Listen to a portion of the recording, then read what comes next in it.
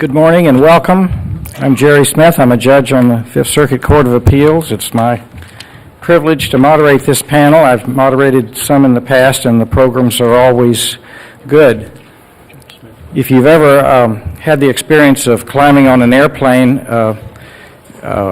with a ticket to, let's say, Miami, and you sit down and the flight attendant says, welcome on this trip to Wichita, it's a kind of a frustrating experience, and you may think that you've come to a panel with the topic environmental law, property rights, moving toward the third world. In fact, that's no longer the title of the panel, but we've changed it slightly, at least in regard to Mr. DeSoto's remarks, because his topic, and now the general topic of the panel, though it'll go beyond that, is property rights, the forgotten spark of the Arab Spring.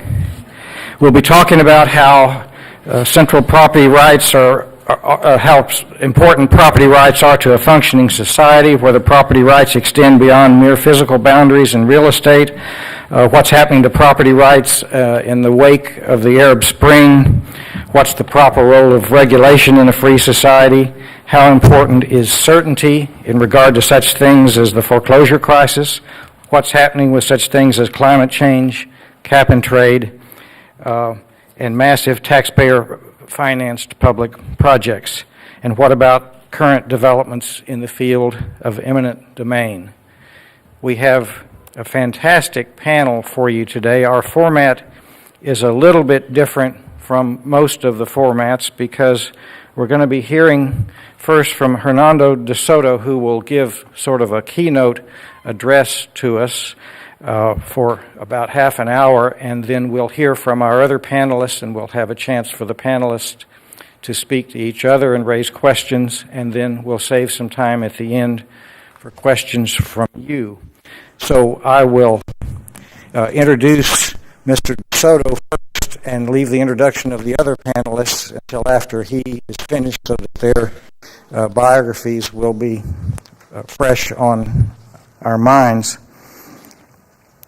Hernando de Soto is currently president of the ILD, which is headquartered in Lima, Peru, and it's considered by The Economist as one of the two most important think tanks in the world. Time magazine chose Mr. de Soto as one of the 5 leading Latin American innovators of the century in its May 1999 issue called Leaders for the New Millennium, and it designated him as one of the 100 most influential people in the world in 2004. Also in 2004, former U.S. President Bill Clinton described Mr. de Soto as, quote, the world's most important living economist. Mr. de Soto served as an economist for the General Agreement on Trade and Tariff, as president of the Executive Committee of the Copper Exporting Countries Organization, and has had many other important positions. Together with his colleagues at the ILD, he now focuses on designing and implementing central formation programs to empower the poor in Africa, Asia, Latin America, the Middle East, and former Soviet nations. So to talk to us about the forgotten spark of the Arab Spring, I welcome Hernando de Soto.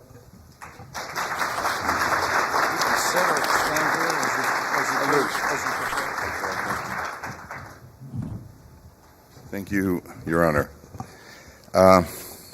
Yes, the title is changing. In fact, it's my fault. First of all, for being undisciplined, like I'm south of the border. I have a right to that.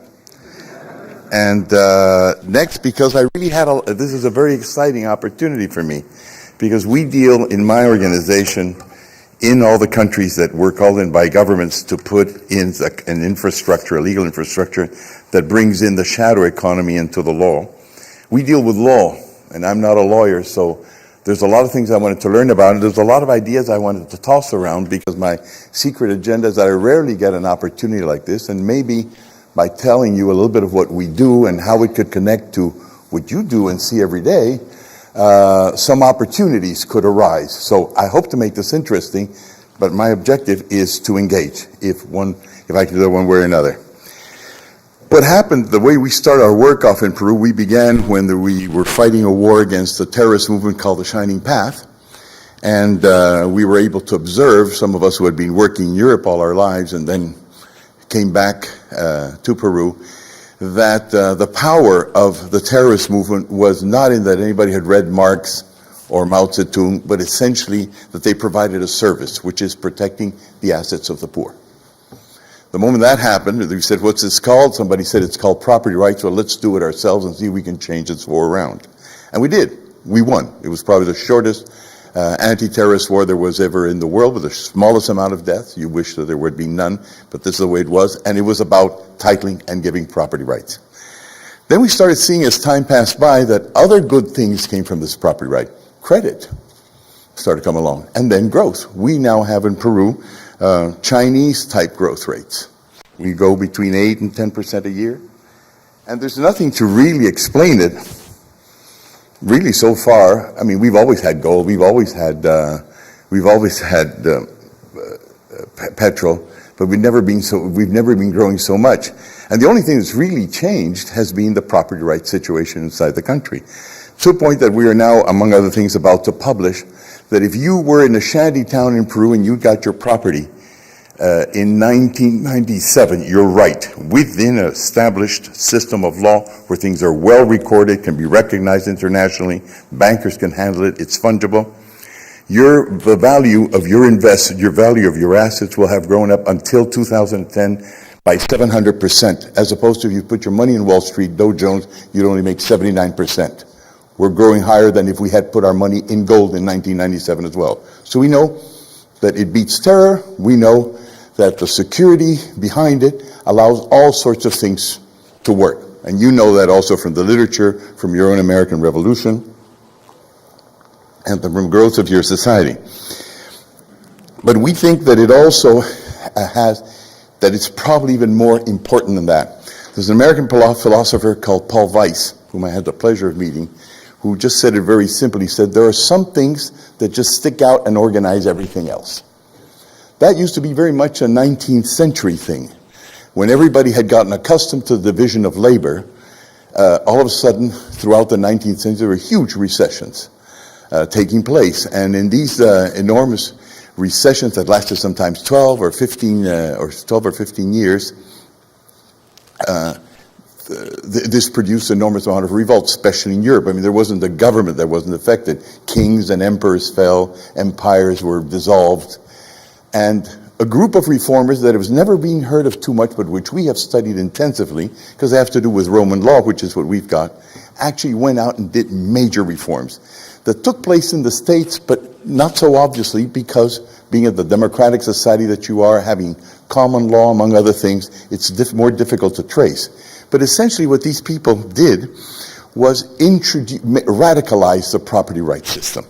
Radicalize it because they said, what we've done here is we've destroyed the feudal system, we've destroyed the titling, the tribal system, we've destroyed patrimonial society, knowledge was organized in small little silos, and all of a sudden we've got a big market, nobody knows how to handle all these numbers, nobody knows who's got whose hands in whose pockets, nobody really knows who owns what. We should go out and put all these strands together. So they began by documenting just about everything. So customary balance sheets now became obligatory and standardized. Everything that there was around, whether it go from bicycles to locomotives, were all recorded. But not only recorded in terms of things recorded, but also in terms of the relationships between things. In other words, it was all done along many philosophical grounds, including those of Bertrand Russell, who said his disciple Wittgenstein had said, when asked to describe the universe, what it was composed of, he said, of things in relationship to each other. Sachverhalte. So the idea is, if you want a picture of the universe and you want to run an economy, you want to run a legal system, you want to run a political system through simulated reality, you've got to be able to represent the things and the relationships between them. And we notice that, in effect, when we go to a poor town in Peru, or when we go to a poor town in Libya, or used to, or when we went in Egypt, the first thing you find is that there are no records. But when the records are in place, At the end, the thing, it's a house, it's a horse, it's a camel, it's a pyramid, whatever it is, only takes a few lines. The rest of the information, of the knowledge that goes in, is how that object, that thing, is related to everything else.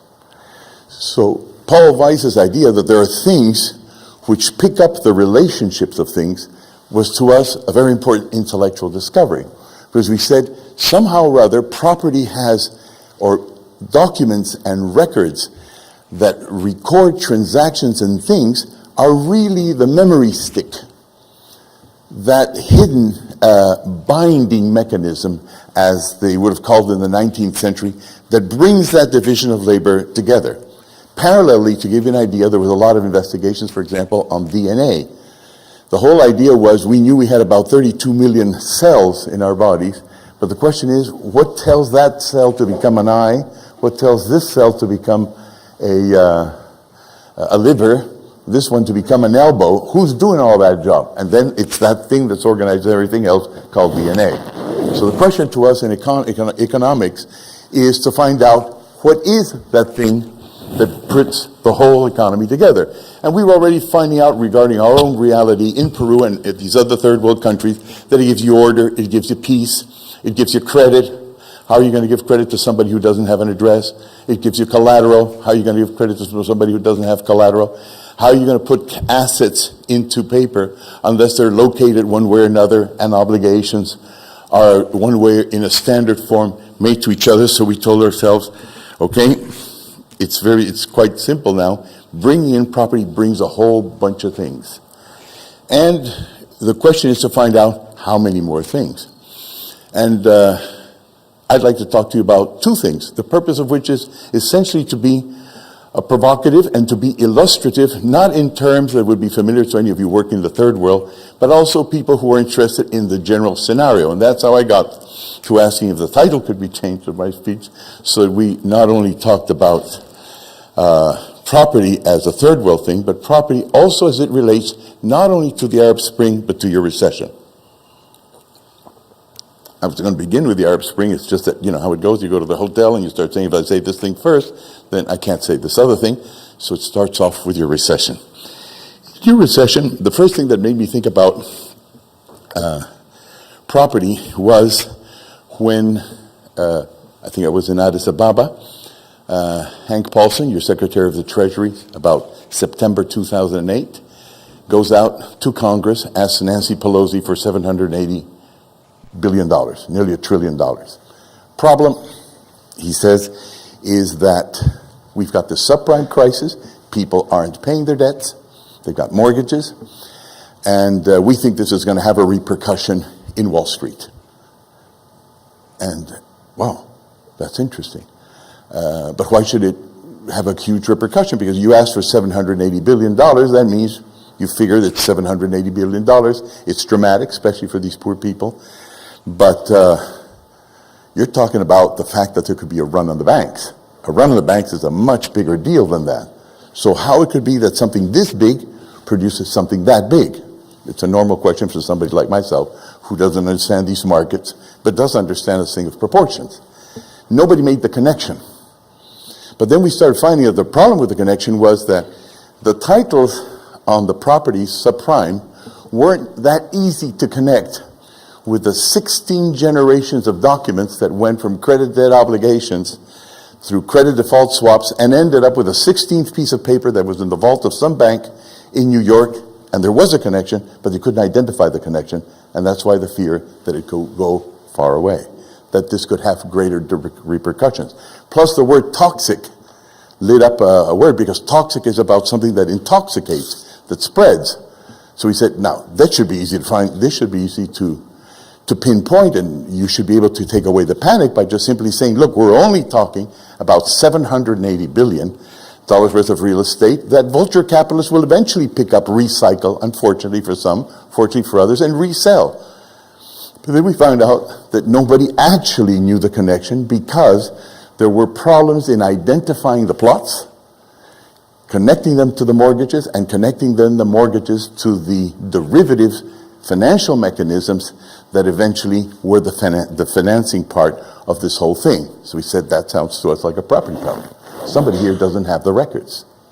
Well, I'm sure they've got that organized. 3 weeks later, say I was in Cairo, on goes the television, and I see the same man, your Secretary of the Treasury, and he says, look, we've decided that we're not going to use the $780 billion that we have now to go out and buy these toxic assets. What we're going to do is use them in different ways to shore up the banks, introduce extra liquidity, get it moving.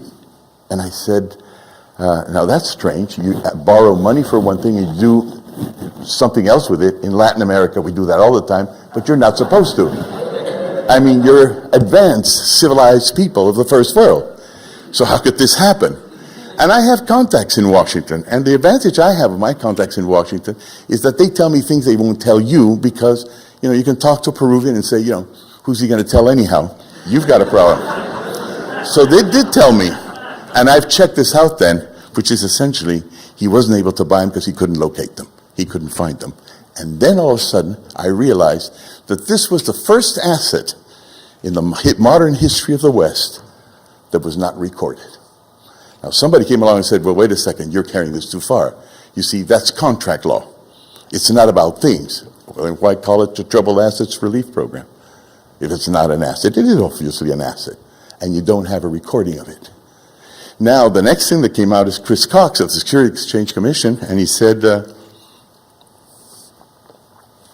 I should tell you that the notional amount of these assets is really, we figure, about $700 trillion, which is about 40 times what the United States produces in 1 year. So you lost track of the value that you've got that is 40 times bigger than what you produce in 1 year. Now I understood why everybody would have a run on the banks. And the guys who are inside know it, and that's why they're not investing, they're not giving credit, and that's why it's called a credit crunch, or the great credit contraction. And so the question then, to me, becomes, why is it that this great credit contraction can't be recorded? What was lost? So we've begun looking throughout the West at the different ways that you record property, and it's not out, from our point of view, how you record real estate property, it's how you record anything you control, whether it's tangible or it's intangible. And you're like doctors. You have MRIs, and you've got X-rays, and then you've got chest pounding. You got all sorts of ways to distinguish a sickness. They're not just one system. You got a variety of systems. So you've got, for example, balance sheets. And now, you suppose, since about the end of the 19th century, this invention of 15th century Italian economists has been in place.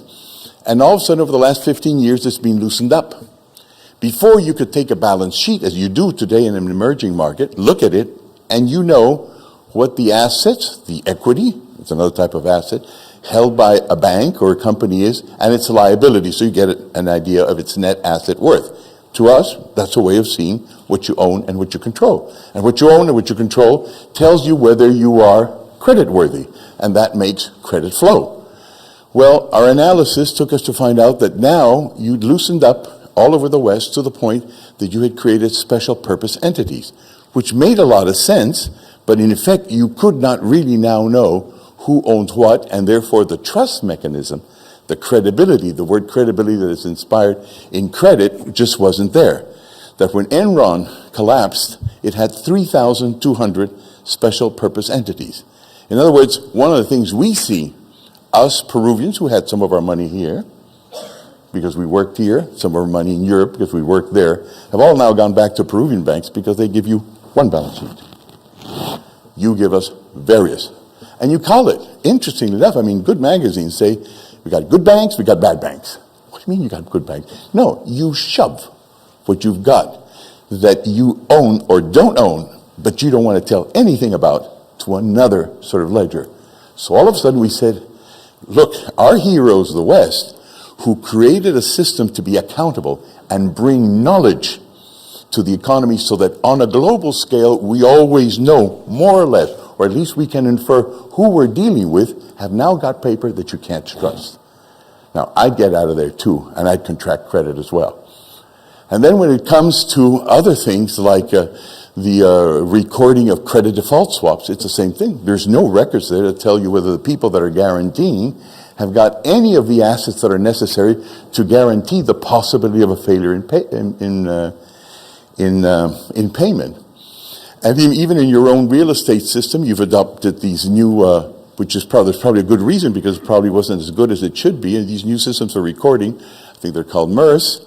And all of a sudden, as the New York Times says, you're not really sure who owns the credit, who's got the final risk.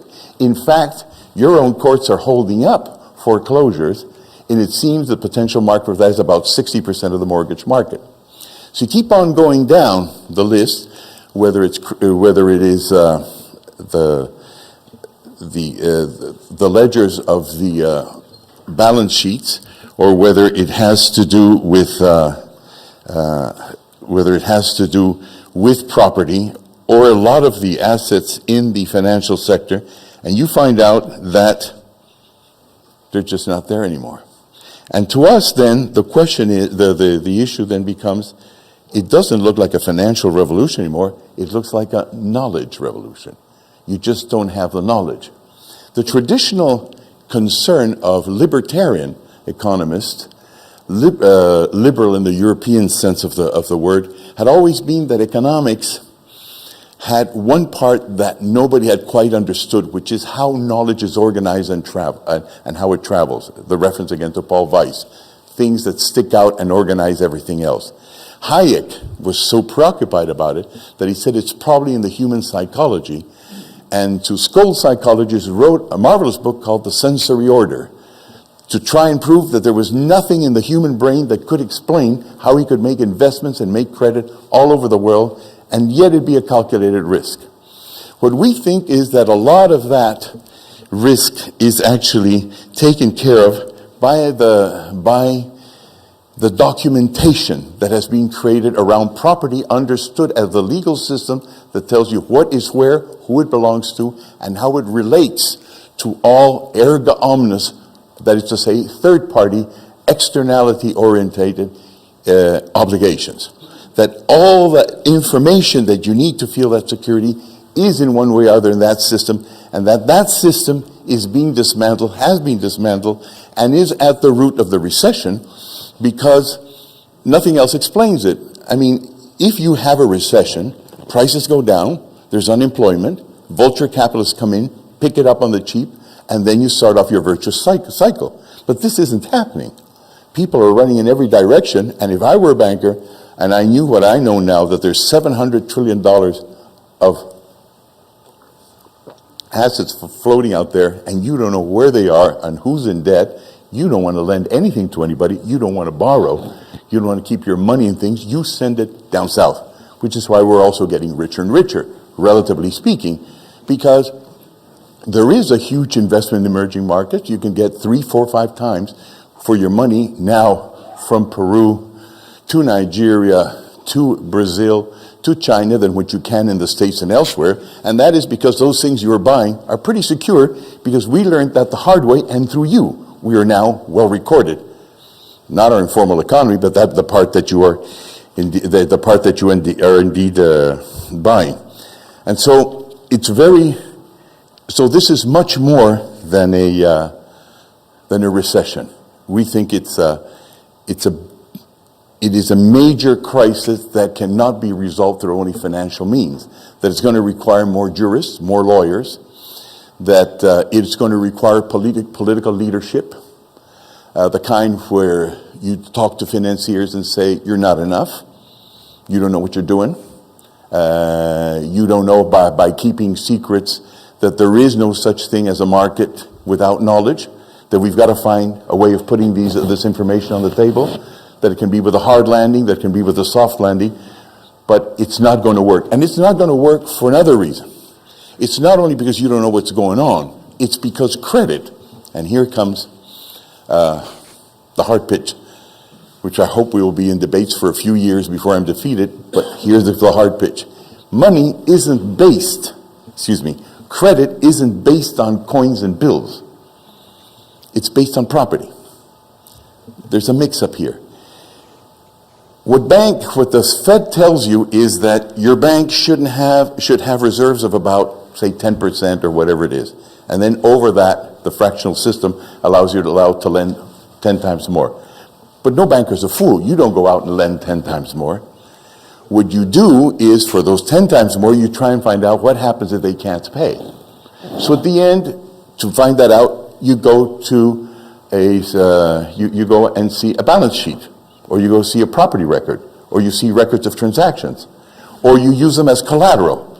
But basically, that private credit has as a backup not money, it has as a backup property, which is one of the reasons why in the 19th century, a theme that Friedrich von Hayek took up later on in the 20th century, he said, it's a pity that we call money money. We should have called it moneyness. Because money isn't only made up by coins and bills, it's also made up by paper that has value and can act as circulation. So to us, it's no surprise that as you began realizing in the subprime market that that paper wasn't that steady and that you couldn't find it anywhere, your moneyness started disappearing. It's whoosh. You see, while gold doesn't go away, if you doubt that the property paper that guarantees you the existence of that asset in a particular bank at a certain place happens not to be there, that credit goes whoosh, it disappears. It's the way I try and explain it is when I come into the United States and somebody's always asking, what are you doing here? What have you come to? And I say, well, I'm glad you asked that. My name is Hernando de Soto. I'm from Peru. I come from a nice family. I do this. I got friends in the United States. My namesake actually discovered Florida. Look, show me your passport. Now I've got my identity. Because every relationship possible is in here. My parents, my fathers, I pay taxes, it's all here. This disappears, I got no identity. Your property paper disappears, it's not trustworthy anymore, you don't have credit. So you see, everything that has relation to property and identification in the United States is closely related, we feel, to your recession, and it won't go away until you sort that out, because basically you're flying blind. Now let's see how that relates now to the Middle East, very quickly. It's the same kind of problem. And remember, what I'm trying to say is how important property rights are, way beyond the things that we're accustomed to seeing it as. The property rights revolution begins, and I think I'll get this, Your Honor, through in about 5 minutes, 7 minutes. Fine, thank you.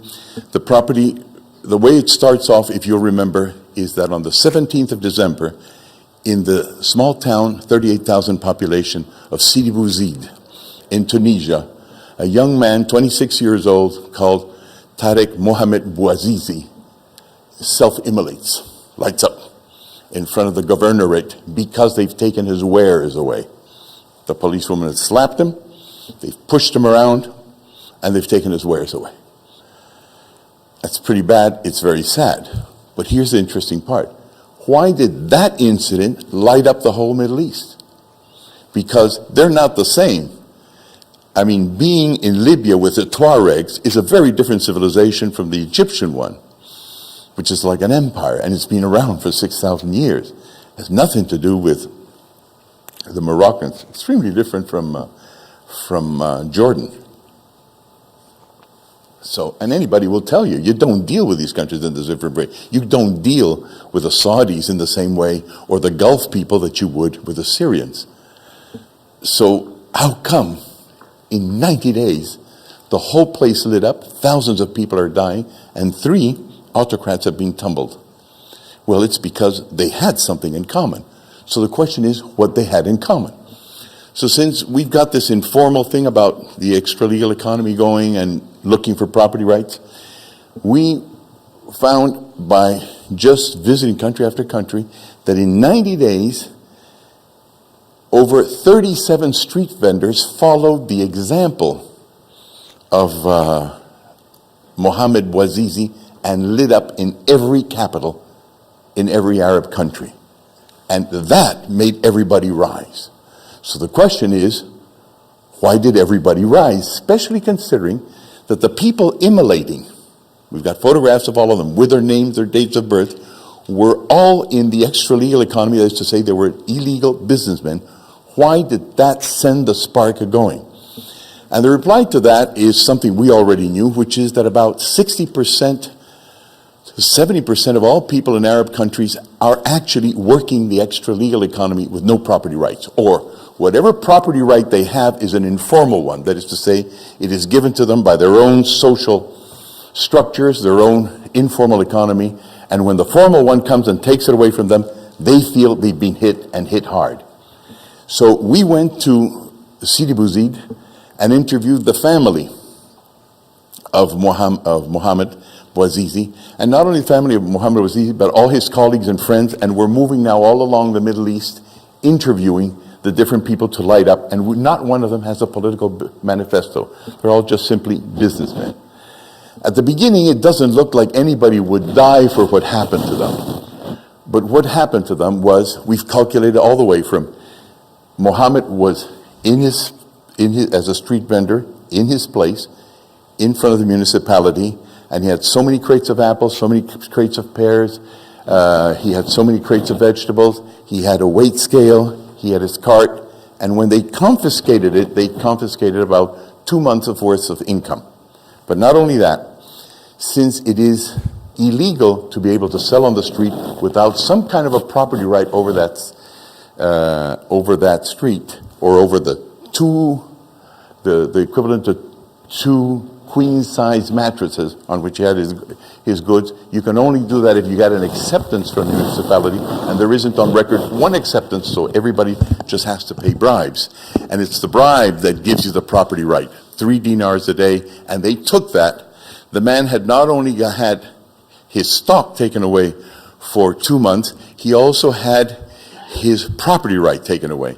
And because he'd bought all his merchandise on credit, and he could now repay the credit, he was indeed bankrupt.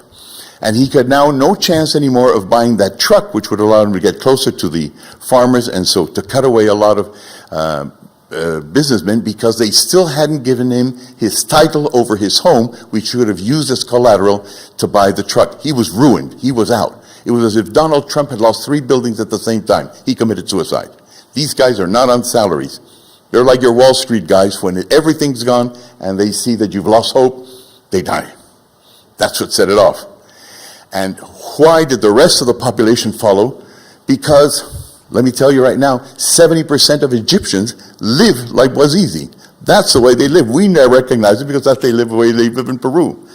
You can't distinguish them easily, because if you go to Tunisia and you say, can I see the Association of Illegal Businessmen? It doesn't exist. What exists is the Association of Unemployed of Tunisia, which is where they all are, and we went in with them, and everybody identifies with that.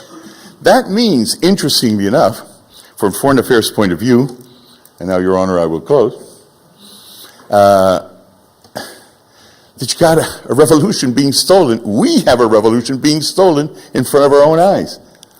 I mean, the way I see it, I might be just too simple about this, but this reminds me of Mensheviks and Bolsheviks. The guys who are really out there fighting are the guys who feel the squeeze, who can identify, who fill up the streets. They got nothing else to do.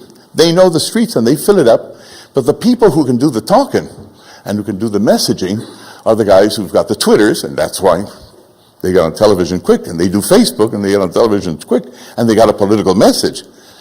But the fodder of the revolution, the manpower of the revolution, is essentially a property rights revolution, and I don't see, when the group of 20 gets together and the group of 8 come together, a message that is directed to people who are finally doing what the West always wanted them to do, which is integrate a market economy, because you can't recognize a market economy because it means recognizing property rights when you can't even recognize the importance of property rights in your own country. So I think we have a knowledge problem here, and it's important that we recognize it, that we do some going back into the 19th century to understand that property is not only about ownership. Property is that thing that sticks out and that brings everything together like DNA does to the body. It tells you where everything else is. It provides the intelligence. It provides the knowledge. And I think to a great degree, it provides the answer to Alfred Marshall and Hayek, which is, where is all that knowledge? I think it's the property system. To a great degree, at least that deserves some attention. So the reason I mention this, again, I repeat my own sort of commercial, this is seen from our own point of view on the ground with what little we know. Most of my guys only speak Spanish, so they can't read all the literature in English. But we really think you did something really marvelous in the 19th century. A lot of it is somewhat anonymous. A lot of it is lost in this left versus right debate that you have among Americans. You know, too much regulation, too much less regulation. The problem isn't that. The problem, well, partly that, I'm sure. But a great part of the problem is, more than that, is how about telling the truth? You know, it's not about transparency. Transparency is something else. It's how about telling the truth? What you guys did much better than we did in the 19th century is you found mechanisms for getting everybody to tell the truth. And they're very simple. If you go and ask anybody in my country whether they will tell the truth to the state, the reply is no. Those bunch of crooks. Why am I going to tell them anything? But if you come in and you say, look, I happen to know that you own a house, you own a car, you own this, you own that, you have assets here. I want to give you security over all of them by law so that you're not going to have to defend yourself with violence. Do you mind telling me your name and address? Oh, they do. Property is what produces information. That's what does it. It's a great producer of information because it's got a quid pro quo. And it's time that one would look at that, not simply because it's a great theoretical issue, but it'll settle your wars in the Middle East eventually, and it could settle your recession as well. Thank you very much.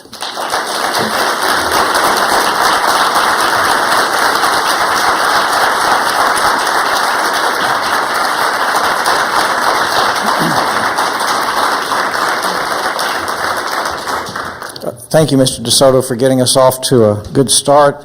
Our next panelist, speaking for probably about 8 to 10 minutes, I'm pleased to introduce Professor Stephen Eagle.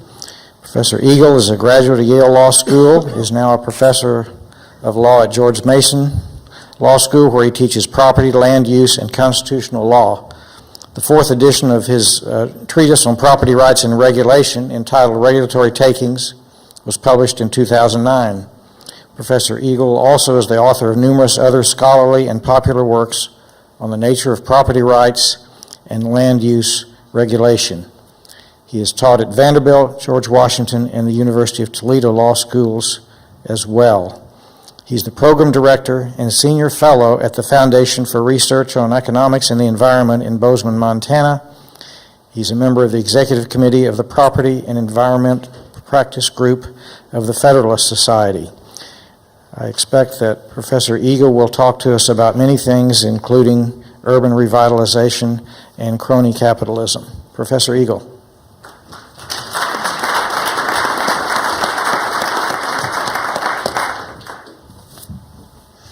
Thank you very much, Judge Smith. I think Hernando de Soto admirably set the tone for this program by talking about, among other things, who owns what, the importance of property rights, and trust mechanisms, which I take to mean transparency and the rule of law. Together, these lead to liberty and prosperity, not only for individual owners, but provide a basis of information with which broad aspects of society could be better informed, leading to better decisions for everyone. Most of my own writing, as Judge Smith indicated, is in the area of takings law, which has to do with how ostensible regulations instead constitute government appropriations, which might require just compensation. But this morning, I want to focus on something a little different, namely what happens when property and regulation become conflated.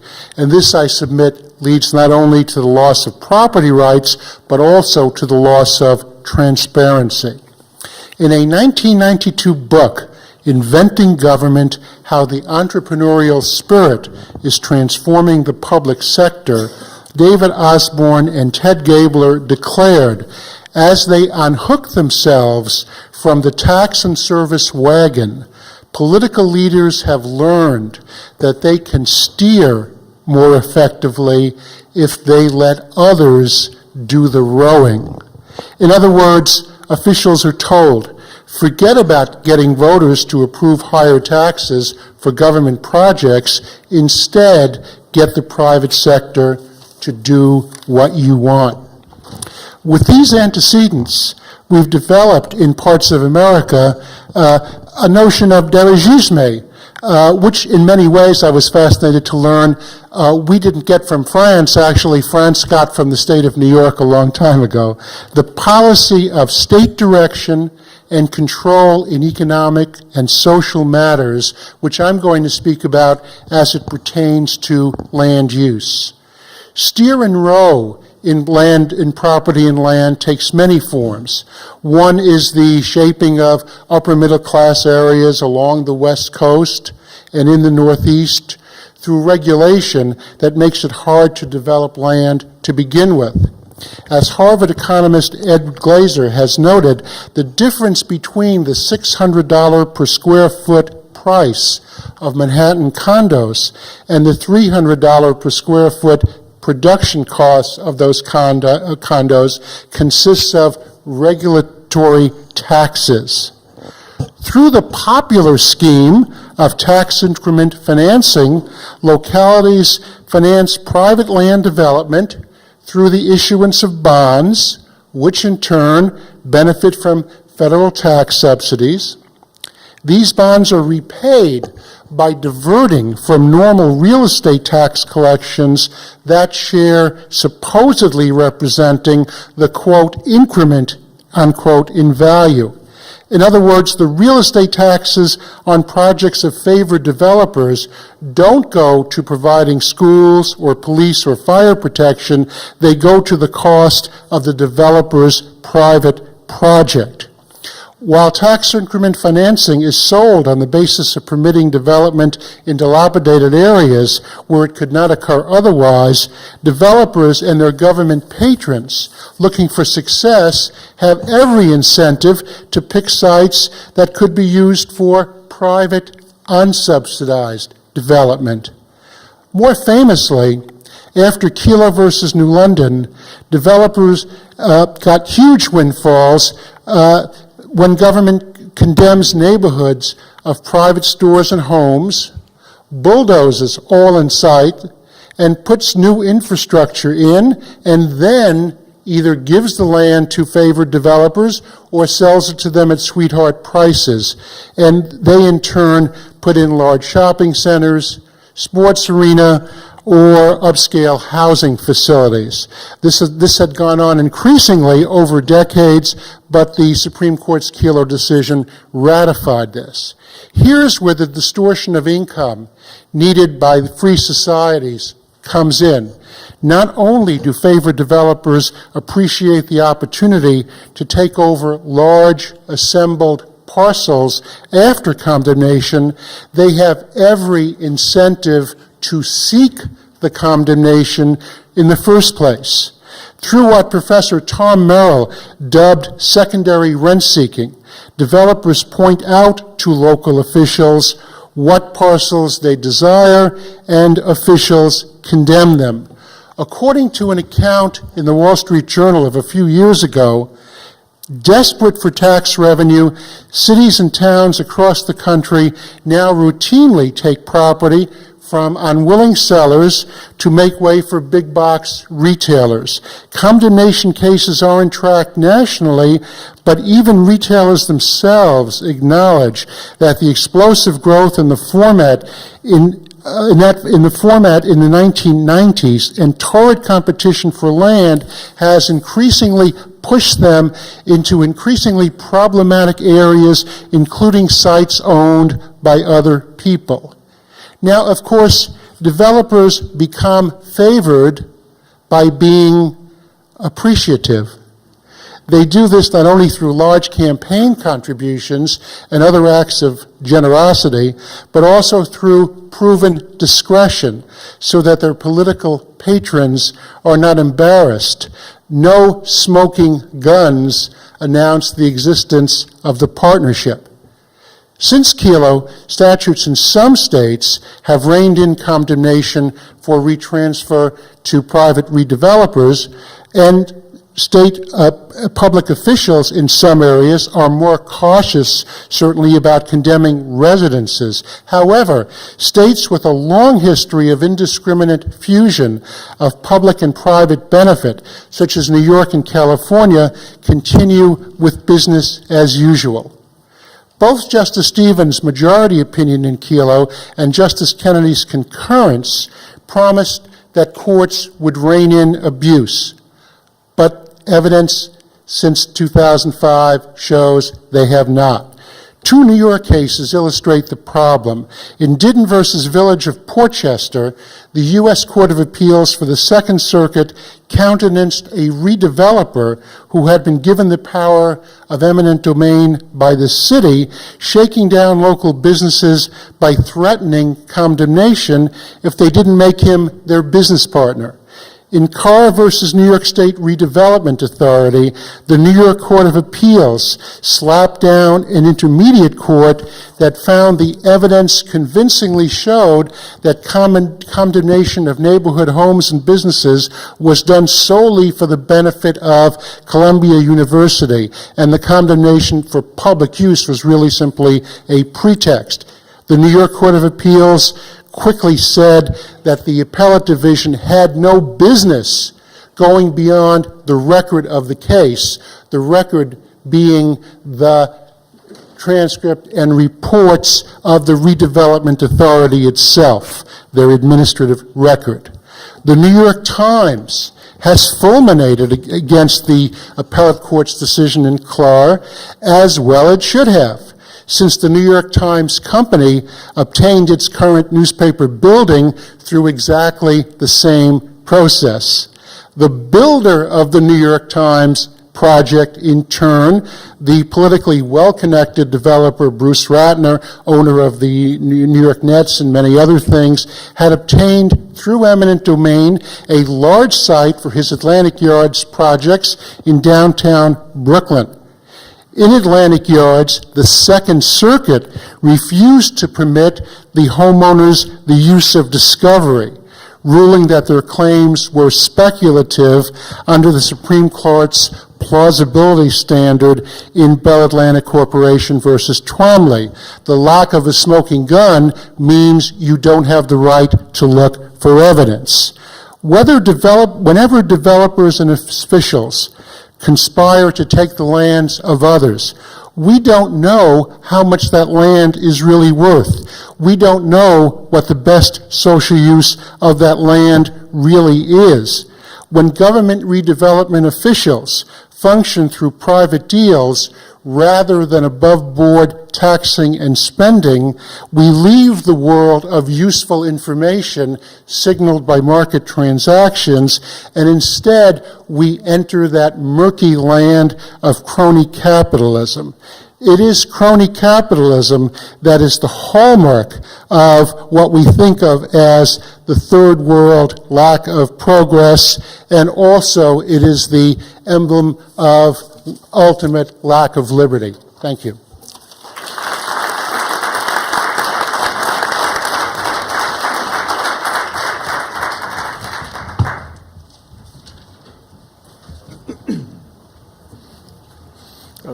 Thank you, Professor Eagle. I now pleased to present Professor Donald Kochan, who is a graduate of Cornell Law School and professor of law at Chapman University, where he has taught since 2004. Professor Kochan writes in the areas of law and economics, international law, property, and jurisprudence, among others. Immediately before coming to Chapman, he was an Olin Research Fellow and instructor in law at the University of Virginia School of Law. Previous to that, a visiting assistant professor of law at George Mason, where he taught courses in property and environmental law. Professor Kochan also, out of law school, served as a law clerk on the Sixth Circuit and was an associate with Crowell and Mooring in Washington, where he specialized in natural resources and environmental law.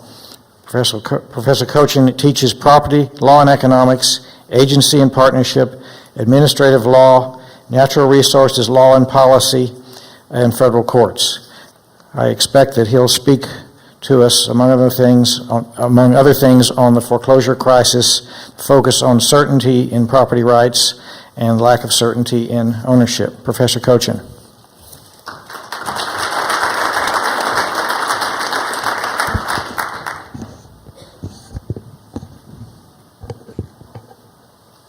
Thank you very much. In light of our change in topic, or at least change in title today, I thought that the beginning of my remarks might be that the once remembered but sometimes forgotten spark of the American Revolution.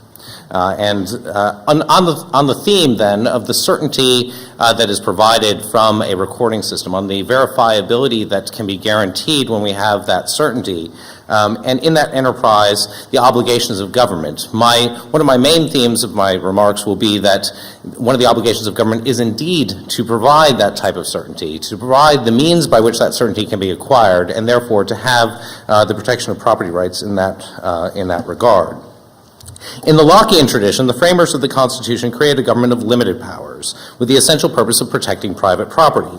John Locke argued in that vein, the great end and chief end, therefore, of men's uniting in the commonwealths and putting themselves under government is the preservation of their property, to which in the state of nature there are many things wanting. When we see the state of nature, the state that is in part recognized in the informal economy, that is, without the recognition of property rights by the state and without the protection within the state, we see many things wanting. James Madison observed this essential correlation between property and the state when he wrote, quote, "Government is instituted to protect property of every sort, this being the end of government, that alone is a just government which impartially secures to every man whatever is his own." Therefore, we do see the obligation of government being in part this recognition of property rights and the ability to have that recognition not only found in neutral arbitration, but also to be facilitated in that neutral arbitration with a sufficient system which protects through the identity and identification of ownership interests. In this Lockean world, the sound protection of property rights is fundamental to all other liberties. As James Madison again warned, as man is said to have a right to his property, he may be equally said to have a property in his rights. Where an excess of power prevails, property of no sort is duly respected. No man is safe in his opinions, his person, his faculties, or his possessions. Thus, the successive growth of government, as well as the inability for government systems to protect private property, are indeed dangers which we may face. The incentive to work is directly related to property, as we know, and strong private property rights encourage investment in production, as Mr. De Soto explained. And respect for them protects private expectations to ensure private investment, as the Supreme Court has, in fact, stated in Lucas and elsewhere.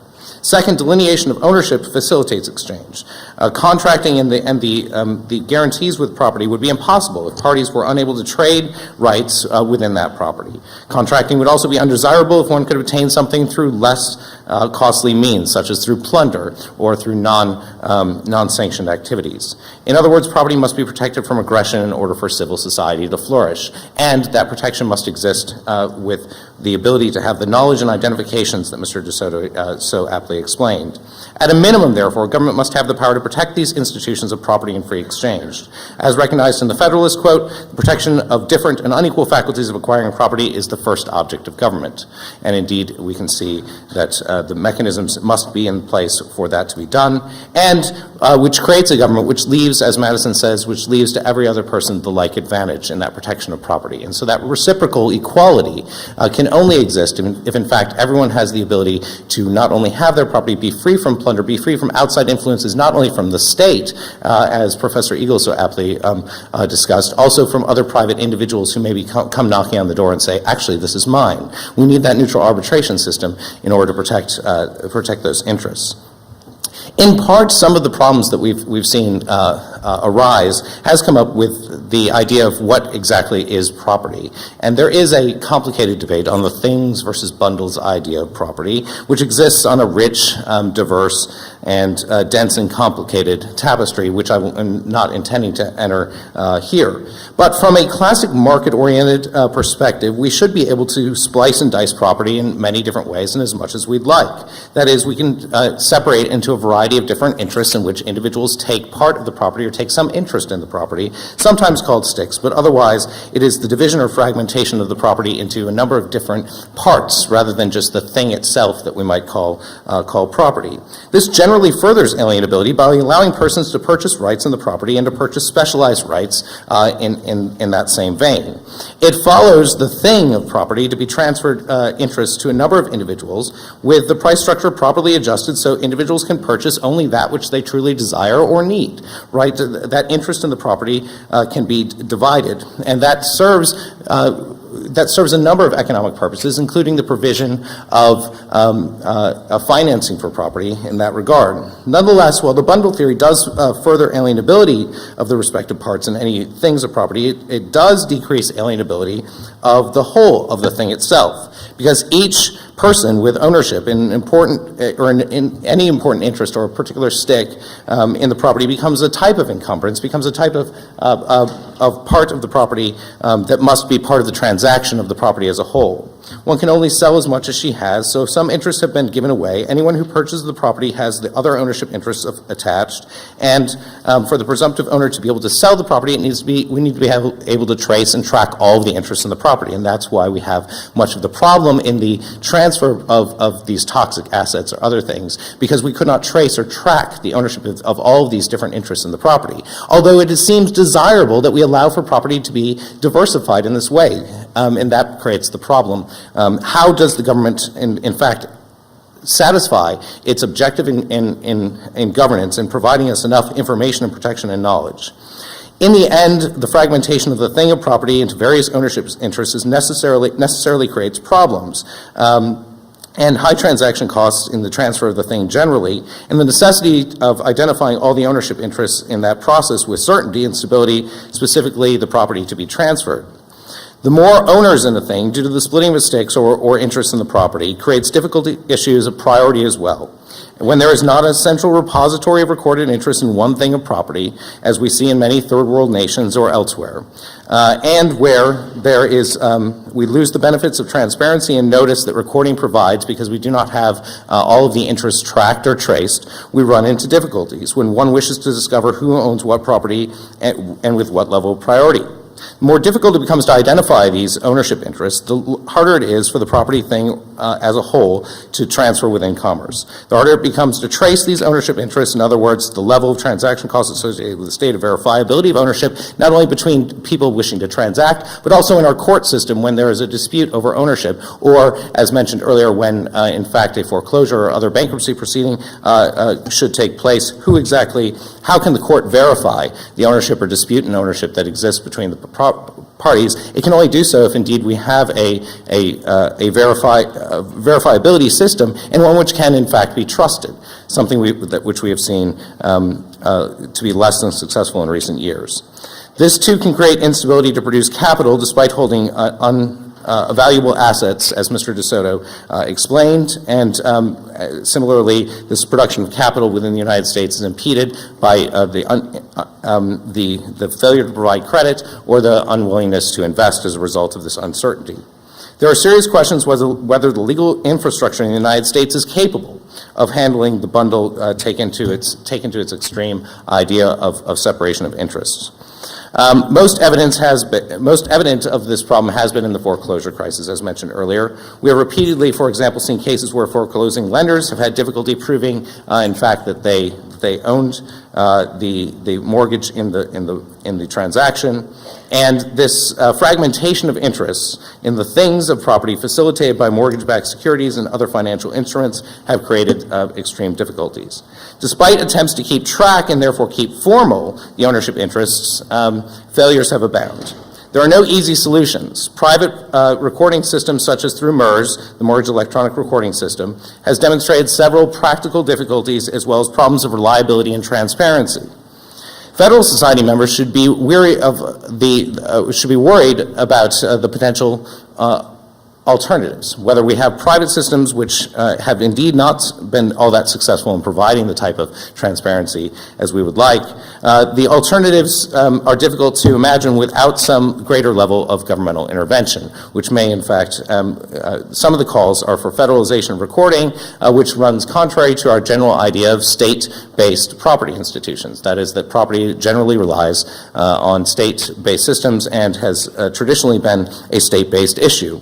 Other problems are that to the extent that we choose to regulate within the mortgage securities realm, regulation comes with its own risks in and of itself. So there are no easy solutions other than knowing something must be done and that it truly is a part of the object of government to provide this system of verifiability. My final remarks are that in addition to the issue of verifiability generally, the issue of of having certainty as a result of recording, we do need to understand that uses of property must be certain as well. To the extent that the regulatory state grows, there is a continuing risk that people will not be able to use their property in the way that they wish. If nothing else, even if there are not restrictions on property or increased restrictions on the uses of property, the mere uncertainty in this current regulatory environment makes it very difficult for individuals to know what they can do or what regulations they can expect to come in the future. Whenever regulatory uncertainty exists, the actual certainty that might come with title is less valuable when the actual uses of the property are uncertain, or the legal uses which those who acquire property can put the property to are limited. In that light, I do think that we need to keep in mind the greater certainty that we can provide in our property system through recording elsewhere serves as the object of government, or part of the object of government, facilitates the neutral arbitration of disputes within government, and should be considered part of that Madisonian vision of the Constitution. Thank you.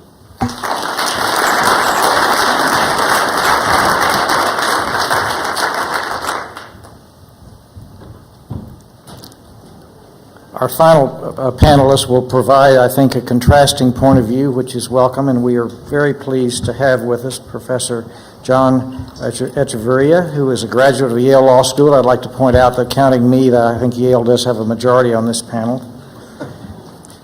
Professor Echeverria joined the Vermont Law School faculty in 2009 after after serving for 12 years as executive director of the Georgetown Environmental Law and Policy Institute. Prior to that, he was general counsel of the National Audubon Society and general counsel and conservation director of American Rivers Incorporated. He served as a law clerk on the D.C. Court of Appeals. He's written extensively on issues of takings and other aspects of environmental and natural resource law. He has frequently represented state and local governments, environmental organizations, planning groups, and others in regulatory takings cases and other environmental litigation at all levels of the federal and state court systems. We welcome Professor Echeverria.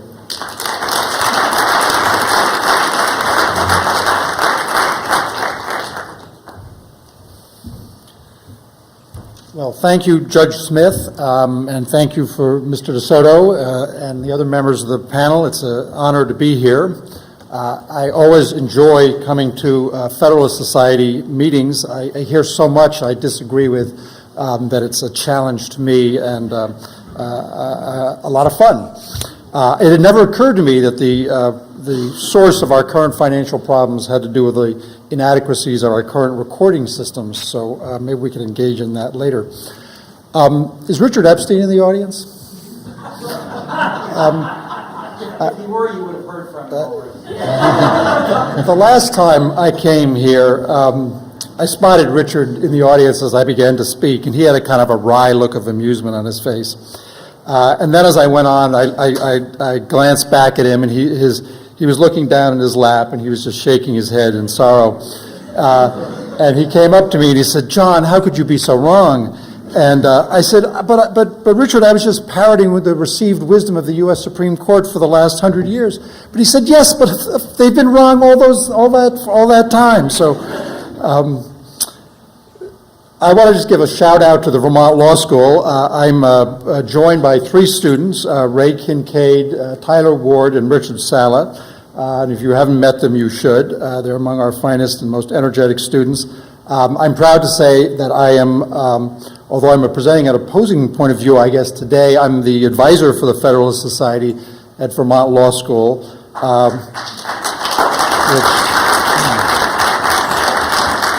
and I guess it demonstrates that both I and you are very open-minded.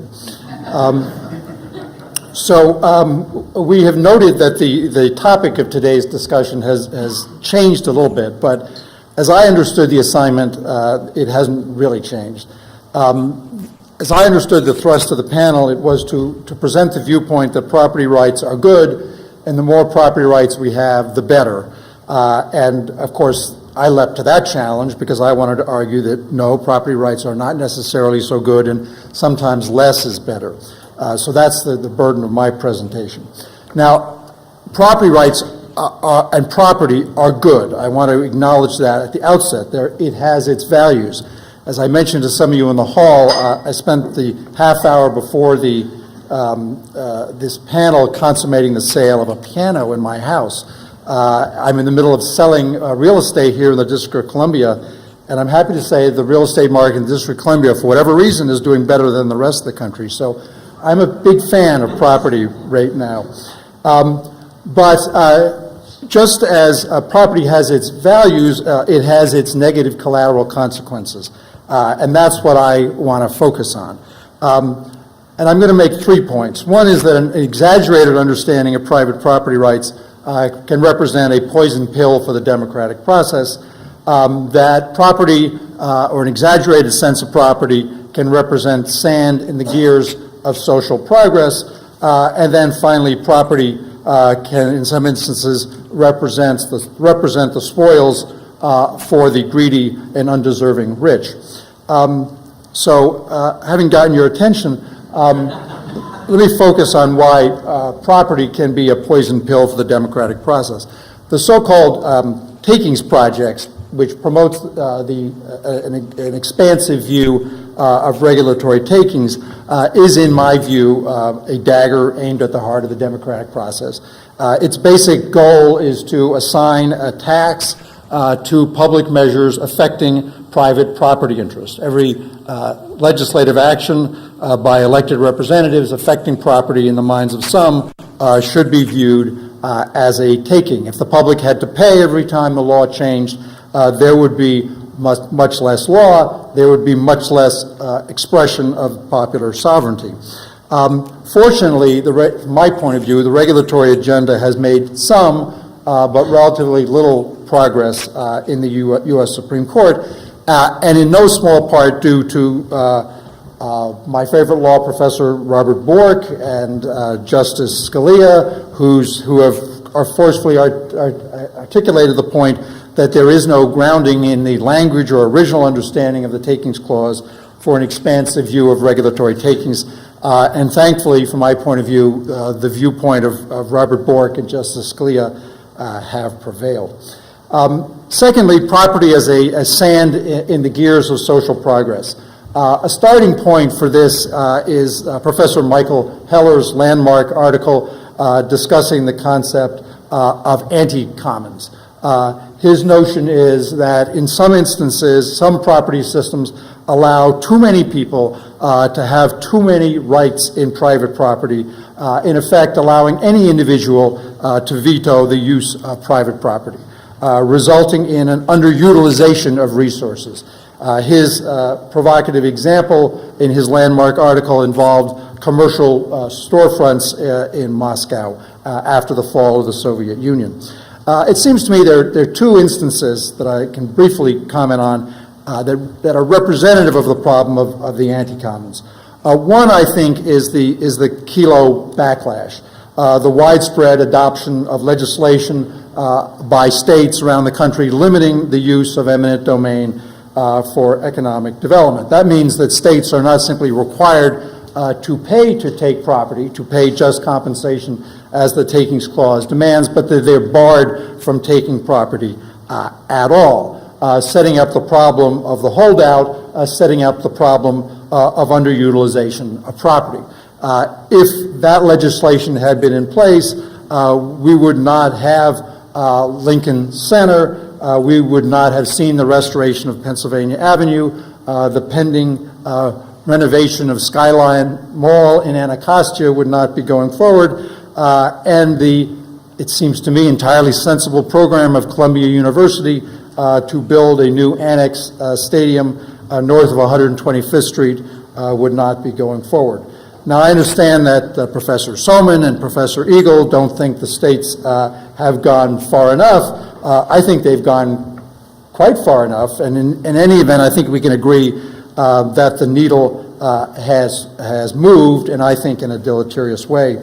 I think the destructive effect of the change that has in thinking and in legislation relating to eminent domain is illustrated by the point that the Institute for Justice, which is a worthy adversary in any context, and the chief champion of trying to control what they call eminent domain abuse, I think has been unable to cabin the scope of its agenda. According to the Institute for Justice, bad eminent domain involves taking downtown properties for redevelopment. However, if eminent domain involves taking electric transmission lines or taking pipeline routes, then it's perfectly okay. Well, I don't think there's any basis for that distinction in history or in Supreme Court precedent, and there's certainly no basis for it in the public mind. And therefore, part of the Kelo backlash has involved quite concerted efforts to block the construction of new transmission lines. Part of the anti-Kelo forces are trying to block the Keystone Pipeline to bring oil down from Canada. Now, I think one can debate the virtue of all those kinds of infrastructure projects in different contexts, but I feel very strongly that it is important that the public, when it has gone through a proper deliberative process, have the power to build infrastructure project that requires overcoming holdouts. And it seems to me that we are at risk, as a result of the Kelo backlash, of losing that enormously powerful authority. Another example, I think, of the anti-commons-like problem arises from the enormous growth of conservation easements in this country. 40 years ago, Congress put into the tax code a provision that allowed landowners on their own initiative to donate interest in property in perpetuity for conservation purposes. That little noticed provision, which, by the way, was opposed by the Carter Treasury Department, has fueled an explosion in the use of conservation easements. Millions of acres of land have been put under easement. About 1,500 land trust organizations are now in existence. The device is enormously popular. It's very popular with landowners who benefit from the tax deduction. It's particularly attractive to landowners who benefit from the tax deduction and have no interest in developing their property, but are nonetheless entitled to the tax deduction. It's popular with conservationists because they achieve a lot of acres saved, and the only person who loses, of course, is the taxpayer, the person who seems to always lose in these debates. And you might also say that the economic sustainability of the United States is undermined by this and by so many other actions. But it seems to me that this presents, over the long term, a very serious anti-commons problem, because we have divided up interest in property. We've taken part of the development rights of millions of acres, and we've put them into at least an ostensible lockbox, going to be making it very difficult for future generations to make rational decisions about the utilization of resources. And then finally, my time is almost up, but I will close with a few comments on property as the spoils of the greedy and undeserving rich. As I said, I'm not adverse to property. I'm a property owner myself, but it seems to me that part of the story of property ownership involves the enclosure of the commons, if you will, and the taking of property from the many and its acquisition by the few. Now, economists tell us it really doesn't matter how you assign property rights for efficiency purposes, but it turns out it does matter a great deal to those who don't have the property. There are many examples of this. I think the post-Soviet experience with the growth of the oligarchs, which basically involved a kind of a theft of public assets and a conversion of them into private property, is probably the most striking example on a worldwide basis. the explosion in copyright protection in Congress, the expansion, the recreation of copyrights, and in the Western United States, the growth of remarkably firm and I would think unlawfully firm senses of private property rights and the use of water resources. So, just to sum up, property's good, but not too much. If it's too much, it undermines the democratic process, it undermines the effective use of resources, and it undermines our hopes for a fair and equitable society. Thank you very much.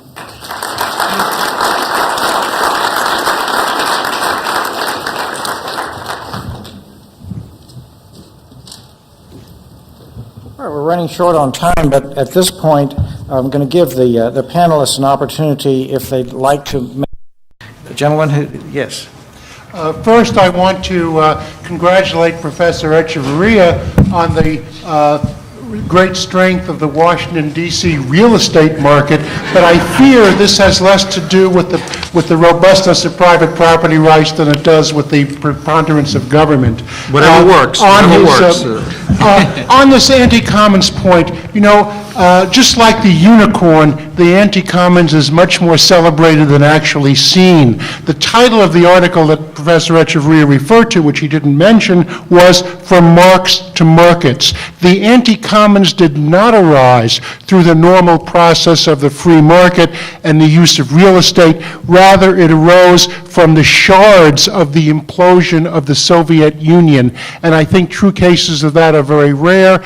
And where there truly are public infrastructure projects, the Constitution does not stand in their way, and scholars who support property rights under the Constitution don't stand in their way either. It's when you have a pretext of taking from one to give to another that some of us take umbrage.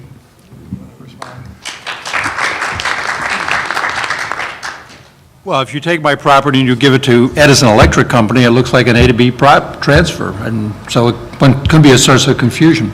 But can I take the opportunity to address another issue, because I think I've said all I need to say on it.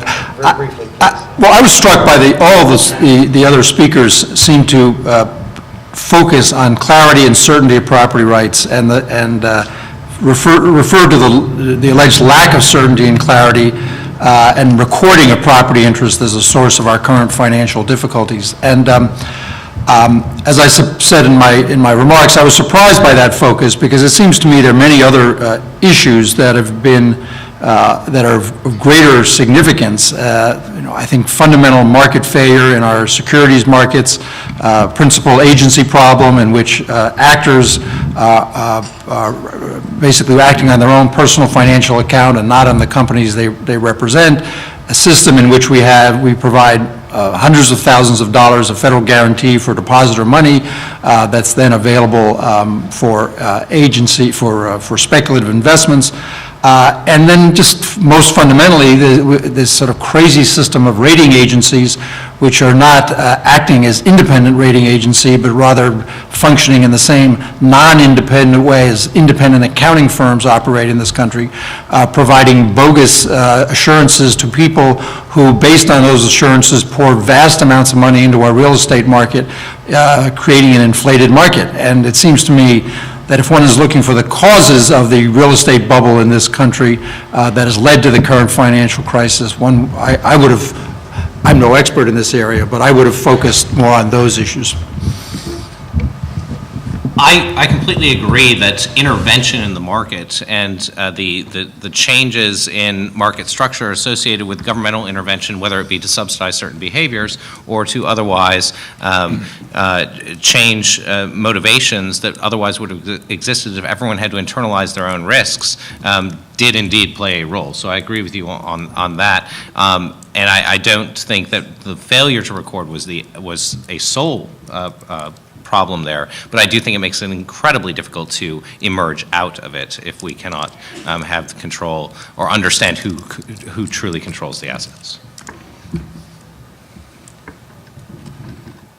All right, I do see some people with the microphone to ask questions. Let me just emphasize that the rule is that these are questions and not speeches or statements, so I ask you to abide by that, or I'll take my imaginary gavel here and bang you out of order. So with that, you can ask a question generally or of any of the specific panelists, and of course, any of the panelists can respond. And let's all keep in mind that we are running short on time and want to give a chance for as many questions as possible. Yes. My name is Ronnie Sams, and my question is directed to Mr. DeSoto. I am a member of a small property rights association in Houston, Texas. Mr. DeSoto, you are one of our heroes because we believe that what you have written about the Peruvian landowners pertains more to Houston than what has been written about. If you have a question, please ask it. Otherwise, let someone else. Written about Manhattan. My question to you is, since we're talking about zoning in Houston, is government now a part of the bundle of rights that exist in property, and is it becoming increasingly greater? And is it true in Peru? I'm sorry, I didn't catch the question. The gist of the question, sir. The question is, are the property rights in Peru being increasingly governmental controlled like they are in Manhattan? Sure. To me, it's fascinating being in a North American audience because what I would wish is that in countries like mine, and of the world's 7 billion population, 5 billion people are like in my country, we had the kind of debates that you've got. Too much or too little? More private, more government? Just how far should you go in eminent domain? This is, property is man-built. It is the result of discussion, is a result of wanting fairness. I think, for example, the issue raised by Mr. Echeverria, sorry, I don't only know how to pronounce it in Spanish, I hope it's all right. Mr. Echeverria, that it does count how you initially award rights. It's not only obvious in Russia, it's also obvious in the United Kingdom.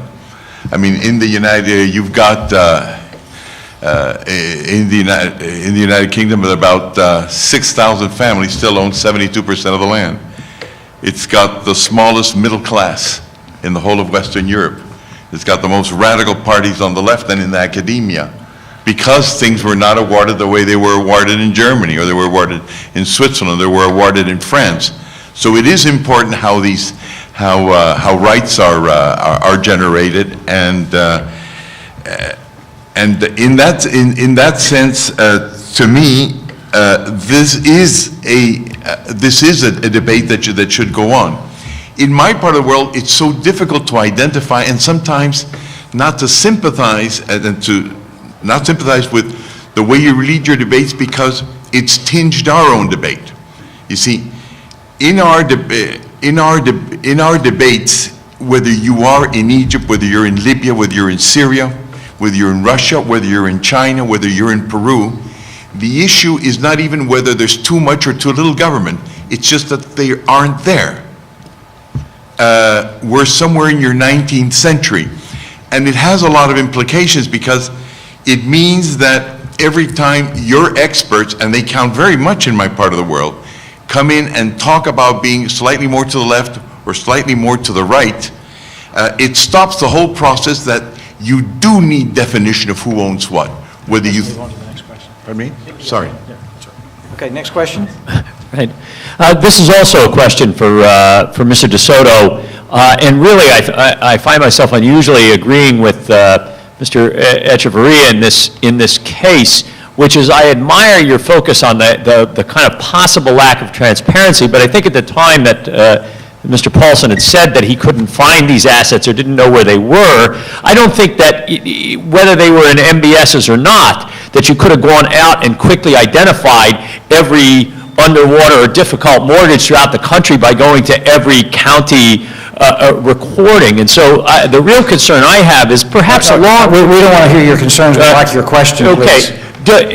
What I haven't heard you mention, which I think would also be obvious, is that the solution following on to this has been to threaten those, rather than to find those property rights in this country, at least the congressional solutions have been to threaten those property rights by forced alterations of these contracts, essentially a taking of property rights. And here I would disagree to the extent that... Let's just let the next gentleman ask Okay. a question, please. You've abused the process, and I apologize to everyone. Okay, question? Roger Pilon, Cato Institute. John, how could you be so wrong?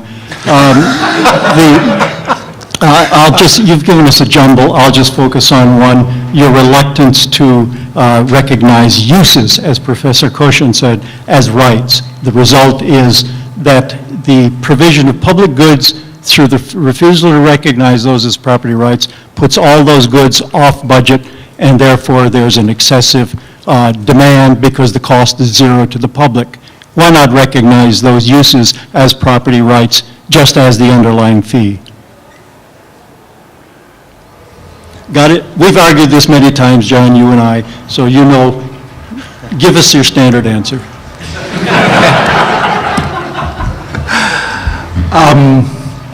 Roger, I'm honestly not clear what you're saying. I've noticed that before, too, when we've argued these issues.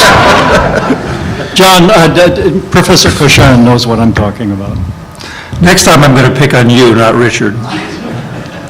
All right, question? My name is Ilya Soman, George Mason Law School. I'm not going to ask John why he's so wrong, but I am going to ask him to clarify part of his position, because if I understand you correctly, you say, well, if you have tighter restrictions on government action that infringes property rights, that undermines the democratic process. What would you say about a case like the post-Kelo situation, where actually both the democratic process and even more so public opinion, over 80% of it according to most surveys, says that they want stronger protection for property, or actually stronger than what has been passed in most states. So, I have to admit, in my view, I would support those restrictions whether or not the public opinion was in favor of them, because I don't think democracy is the only value here. But if your goal is to have the democratic public express its will, then in your theory, what would you do with a situation where that democratic will seems to be pretty much in favor of much stronger protections for property rights than you favor? Thank you. Well, it's the public ignorance hypothesis that I would pull out, right? Isn't that what you call it? Well, Ilya's theory, and it's an interesting one, is that the public overwhelmingly supports eminent domain reform and limiting eminent domain, the use of eminent domain, and that the results in the state legislatures don't precisely match what he views as the popular opinion. And he seems this is a conundrum, because if the democratic process were working properly, there'd be better, from his point of view, eminent domain reform legislation.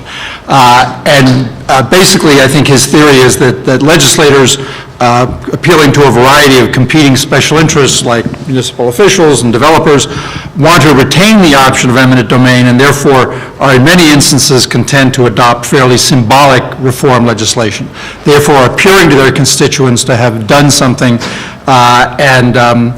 but not having done a lot, and therefore sort of serving both their public masters and their special interest masters at the same time. And I think that's interesting. I mean, I think it's worth emphasizing that the states have gone in dramatically different directions. Florida has essentially abolished the use of eminent domain, despite all the furor. The state of New York has made no reforms whatsoever. I think it's it's a mystery sort of why that is true. I think the difficulty with eminent domain is it's a little bit like being an advocate of taxes. There are not a whole lot of politicians who go around saying, I really think that taxes are important.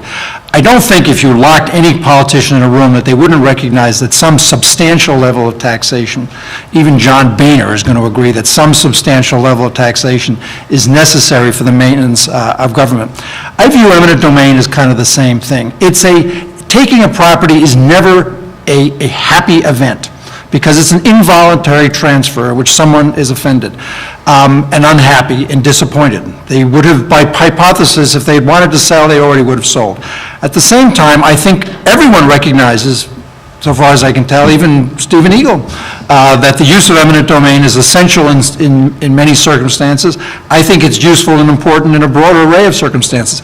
It is just a issue in which I think there's an important public policy argument that responsible officials have to respond to. So I have the more charitable view of the results of the legislation. And at the same time, there's an understandable popular outcry. So I view the legislation as kind of a kind of surprising mixed compromise between those competing impulses. But I don't see the responses of the legislators as being entirely craven. Mayor Blumberg's one of my heroes.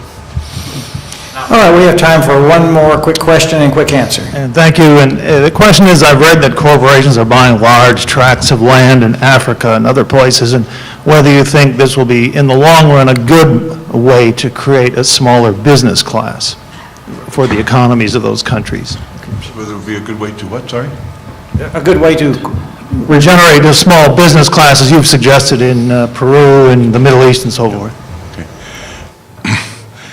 The subject that you've referred to, by the way, is a subject of enormous debate now in international organizations and in my part of the world, the third world and the former Soviet nations. It's called the land grab. That's the way they term it. Because what is happening as a result of the crisis, among other things, and therefore the falling of prices in the West, we've got about 2/3 of the future agricultural land that the world will rely on for food.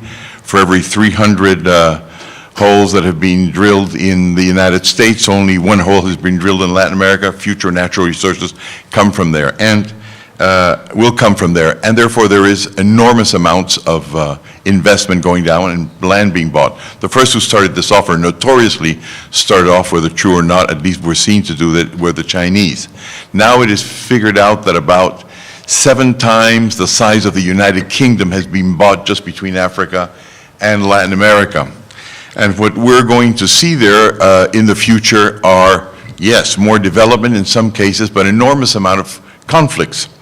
And the enormous amount of conflicts come from the fact that still most of our land has not been actually adjudicated, has not been awarded. So from Ethiopia to Peru, governments have given property rights to foreign investors where there are, in fact, indigenous people already settled upon. So it's like that film Avatar.